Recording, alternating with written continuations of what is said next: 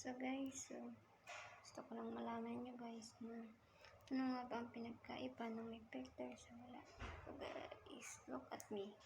So ito po yung natural ko guys. Tingnan nyo guys. Sobrang haggard ko pa guys dahil yung guys nagmamantika pa yung face ko guys. Dahil busy sa work. Ayun guys. So, ito talaga ako guys. So, hilig ko lang talaga guys kilay. And then, so wala pa tayong ginagamit sa mukha na cream. And guys, wala pa akong ginagamit na cream sa mukha. So, ayan na guys. Then, so yung pinagkaiba guys ng may filter sa wala. So, malaki guys. So, tingnan nyo guys yung effect kapag may filter. Malaki yung pinagbago. Kasi sa akin, then kilay, and then yan guys.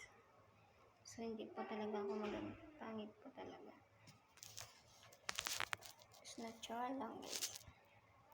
Okay guys, so haluan natin ng filter guys. Gamit tayo ng filter.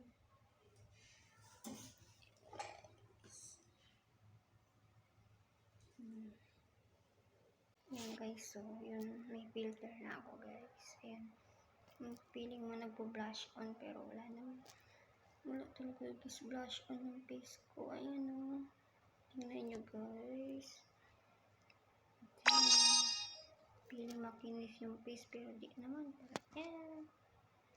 Hindi pa guys, yun. Kaya yung filter.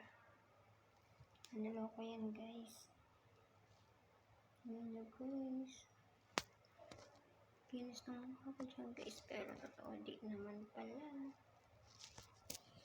Ayan na. Pa nagtitiktok ako guys, nagpipilter ako.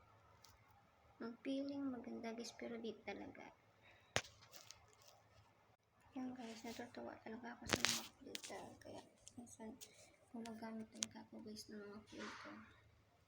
Pag nagtitiktok yan guys. Diba? Huwag kayong maniniwala sa akin. Kasi filter lang talaga to guys. Yan na.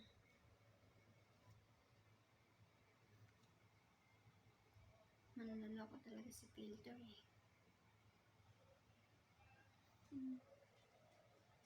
Diba? Ay, naku.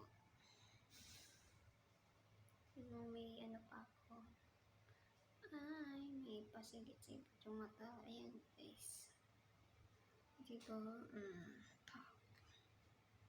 Ganon. Diba? Super ganda. Kaya gumamit na kayo ng mga filter.